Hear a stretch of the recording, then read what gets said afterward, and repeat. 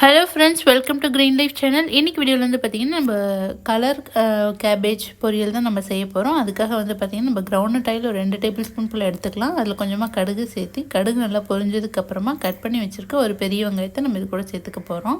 வெங்காயம் சேர்த்து லைட்டாக வதங்கின உடனே நம்ம காரத்துக்காக எடுத்து வச்சுருக்க பச்சை மிளகாய், கருவேப்பிலை இலை எல்லாமே நம்ம சேர்த்துக்கலாம். எல்லாம் சேர்த்து லைட்டாக வதங்கினதுக்கப்புறமா நம்ம கட் பண்ணி வச்சுருக்க முட்டைக்கோஸை நம்ம இது கூட சேர்க்க போகிறோம். முட்டைக்கோஸ் வந்து உங்களுக்கு எந்தளவுக்கு வேணுமோ அந்தளவுக்கு எடுத்துக்கோங்க. இதுவும் வந்து பார்த்திங்கன்னா நம்மளுக்கு நார்மல் முட்டைக்கோஸ் செய்கிற மாதிரியே தான் இருக்கும். இதில் கொஞ்சமாக நம்ம மஞ்சள்தூள் சேர்த்துக்கலாம். சேர்த்துட்டு எல்லாத்தையும் ஒன்றா நல்லா மிக்ஸ் பண்ணி விட்டுட்டு இதை அப்படியே நம்ம வந்து அடுப்பை சிம்மில் வச்சு நம்ம இதை அப்படியே மூடி வச்சிடலாம். காயிலேருந்து தண்ணி பிரிஞ்சு வந்து அதை கொஞ்சம் நேரம் நல்லா வதங்கி வந்துட்டும். வந்ததுக்கப்புறமா நம்ம கொஞ்சமாக தண்ணி தெளித்து விட்டுட்டு மறுபடியும் நம்ம சிம்லேயே மூடி வைக்க போகிறோம். இப்போ வந்து தேவையான அளவு நம்ம உப்பு சேர்த்துக்கலாம். உப்பு சேர்த்து எல்லாத்தையும் ஒரு டைம் கிளறி விட்டுட்டு கொஞ்சமாக தண்ணி தெளிச்சுட்டு நம்ம இதை அப்படியே மூடி வச்சிடலாம். தண்ணி வந்து பார்த்திங்கன்னா அதிகமாக சேர்த்திங்கன்னா டேஸ்ட் நல்லா இருக்காது. அதனால் தண்ணி லைட்டாக மட்டும் தெளித்து விட்டுக்கோங்க. சிம்மிலேயே வச்சு செஞ்சிங்கன்னா காய் ரொம்ப வந்து பார்த்திங்கன்னா டேஸ்ட்டாக இருக்கும். இதில் நீங்கள் வேணும்னா வந்து பார்த்திங்கன்னா முட்டை கூட நீங்கள் உடச்சி ஊற்றிக்கலாம்.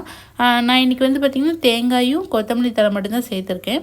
இது கூடவே நம்ம கடைசியாக வந்து பெப்பர் தூள் வந்து கொஞ்சமாக சேர்த்துக்கலாம். ரொம்பவே டேஸ்ட்டாக இருக்கும்.